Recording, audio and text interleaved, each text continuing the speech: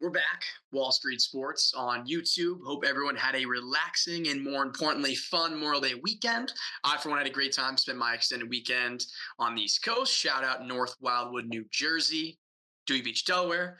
Today, we're joined by a very special guest. This guy needs no introduction, but we have one, of course. Production intern at CNBC, prediction assistant at ACC Network and ESPN Plus, executive producer and of not one but two shows at Citrus TV, that being No Pulp, sports talk show and debate, and Market Shares, that is a business news and talk show program, sports talk staff at WAR Radio, and last but not least, incoming sports production intern for the 2024 Summer Olympics in Paris. Sean Dempsey, welcome to the pod, my man. Thanks, Carson. What an introduction. I'm honored to be on the podcast. Thanks for having me on. No problem, man. I'll say it. We'll jump right into this. But before, I want to know what you did this weekend. Were you with your family for Memorial Day weekend? What were you getting up to? Yeah, I was just hanging with my fam. Just enjoying the nice weather while I was there. Just enjoying some time off. Can't complain. Can't complain. Yes, sir. Yes, sir. So I think today we're going to talk about how sports gambling has impacted sports. I got a quick quote here from Steven Shapiro, innovation and consultant researcher from the University of South Carolina. He said, from a sports business perspective, leagues love it, that being sports gambling. A sports fan is going to consume more sports if they are gambling, and they are going to care more about their teams and players than if they were not gambling.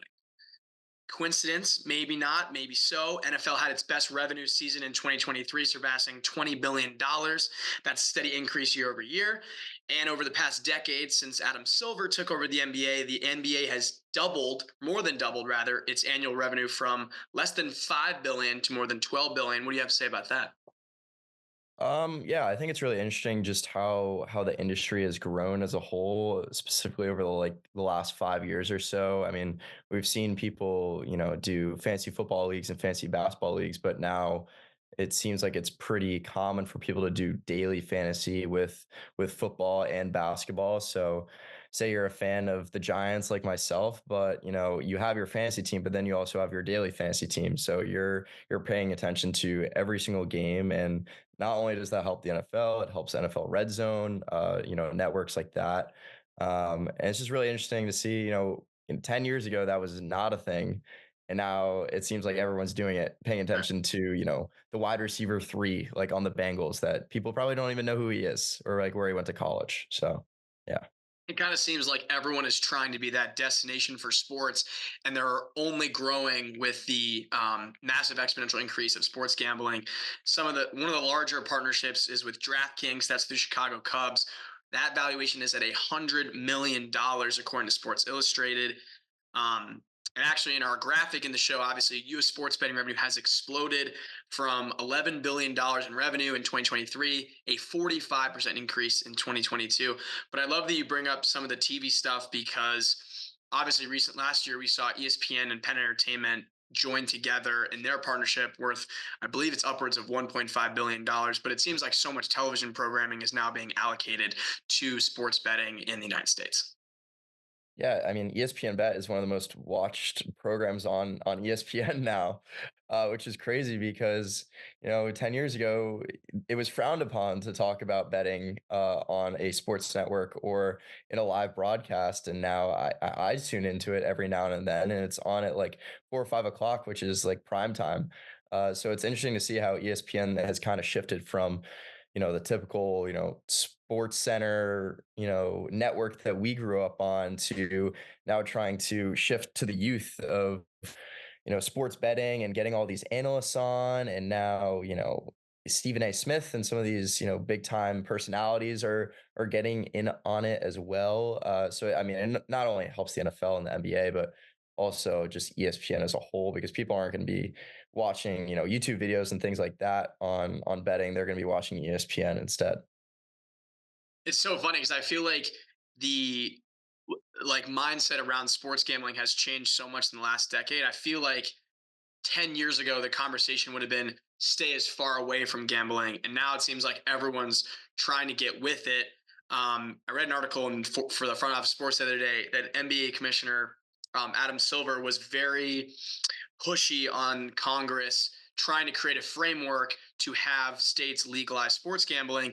And that's when they ended up passing Murphy versus the NCAA, which struck down PASPA, or the Professional and Amateur Sports Protection Act of 1992. Had to make sure I get that right, which inherently gave the power to regulate their own gambling industries back to the states and away from the federal government. And Adam Silver and Rob Manfred, the other MLB commissioner, were huge in trying to push that framework. And like you mentioned, so much betting television and content's out there now. I got a tweet on my phone here. Your total audience percentage of ESPN Bet at the PGA Championship last week was up 21%, higher than nearly all ESPN alternate casts.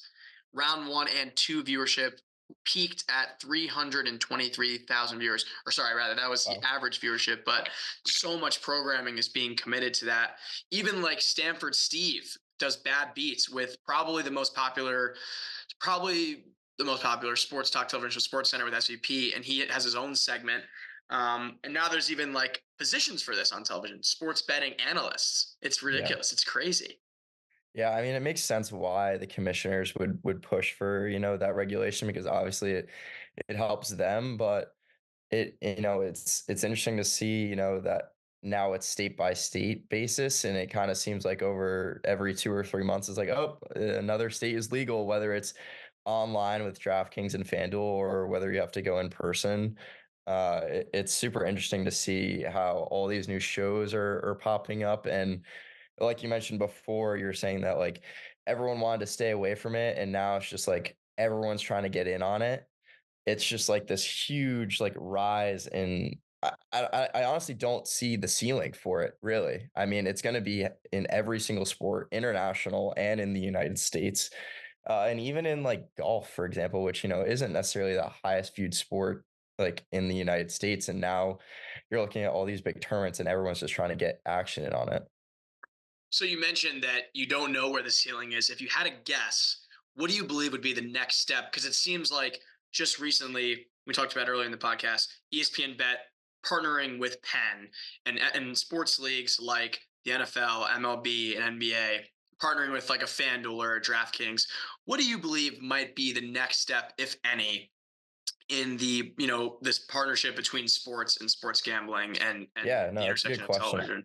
I think ESPN Bet was such a big move for ESPN in general, but the only thing that really comes to mind for me is just league centric like betting, like the NFL having their own betting network, betting show, NBA, MLB, specifically MLB because the season is just so long. That would probably be the best move for the commissioners in the league. I'm not sure, how feasible that is in the next 5 years, but I would probably say in the next decade, we should expect all 50 states to legalize sports betting in some capacity. And from there, it'll be easy for the leagues to kind of adjust. I mean, that makes a lot of sense. I mean, considering like DraftKings Network has their thing on Samsung TV, FanDuel TV on FanDuel.com, and there's so much, I mean, podcasts, YouTube, digital that is allocated to sports gambling. It seems like your point on the fact that states would hike to all 50 states legalizing sports gambling and online sports gambling just kind of seems like almost a given at this point. I read something on CNBC the other day that there are discussions to hike taxes on sports gambling just because there's so much money in it. It's Makes almost like sense. the Georgia like lottery nowadays. Like they're able to, they see the profit and they see, growing deficits in government. And they're like, we can make something here. And if they're willing to, pay higher prices, and FanDuel and all these big players are going to continue to, profit off of legalized gambling, like why can others? So that's a really good point. Yeah, it makes sense. I mean, people are making millions and millions of dollars off of these huge bets that you see like on DraftKings or FanDuel. Like, why wouldn't they tax it? It just kind of brings up the other point of like, on TV, you'll see like, oh, like if you have a gambling problem, like this is the hotline to call. And it's like, oh, how ethical really is this at the same time? Like to have, gambling nationwide, be broadcasted on television. Like I just saw an ESPN bet ad and it had Stephen A. Smith and then it also had the gambling hotline there too. So it's like they're ESPN's definitely bought into this whole concept, but I mean, I, I don't know. It's just interesting to see like where it'll end up in the next 3 or so years. And I don't think the explosion of like marketing and advertising is going to change either. I know that a lot of legislation have called to, kind of take some back on that. I got a stat here. US gambling and casino advertising on television reached almost $500 million between January and November of last year, according to Media Radar. And if I can't remember the exact number, but I feel like there were 3 or 4 sports gambling related advertisements during the Super Bowl. I Oh mean, yeah, I easily. feel like as long as people have their eyeballs on what's going on, one, they're more likely to join these services, and two, there's no way these companies aren't going to continue to partner with these big organizations and get their names out there as long as they see the that return on investment in their service and in their app You online. see it in like every single stadium now. Right. Like DraftKings will just like have their own like DraftKings sportsbook bar, like in like the Cubs stadium or whatnot. Like that's gonna happen at every single stadium. Like that is the best marketing move that they can make. And I mean it's only a given that they're gonna run commercials for NFL and NBA. I mean it's only gonna happen more. Like, the fact that it's already happened, the ball is already rolling with that type of stuff. Yeah, I mean, where they see the money is where it's going to continue going. I mean, the one thing that I think could eventually kind of get them, clip their fingernails for a lack of better words, is if eventually it does become an issue again, because there is, that legislation was long standing, like century long. People were worried about, are people gambling too often? Do we have the correct resources? I mean, like you literally said, it's like Stephen A. Smith was talking about it, and then it's like 1-800 gambling. Like Yeah. that would probably be the only, you know way that this train's ever going to stop is if there really does become sort of an epidemic problem.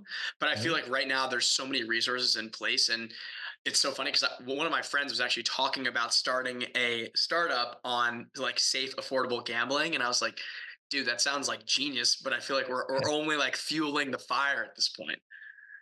Yeah, no, that's a, interesting proposition that you bring to the table, but yeah, I don't know. I mean, gambling, it is an addiction or it can become an addiction, just Totally. like anything else, whether it's nicotine or alcohol or things like that. So, people do have problems out there. It's just a matter of will it become a larger issue, like you mentioned, with more of this advertising and more of it just being out there because it's not there yet. Like, there is advertising, there is stuff in stadiums, but it's not to the point like anywhere close to the potential that it has. So if it does become some sort of ethical problem, then we could see, lawmakers reevaluate, whether there should be regulations.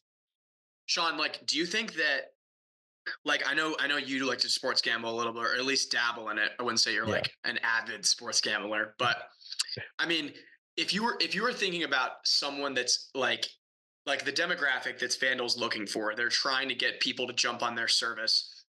Where do you think someone would go initially to, like, where do you think they're going to see that advertisement? Do you think it's going to be on TV? You think it's going to be, on maybe like live sports programming, or Yeah. is it something you'd see like digitally?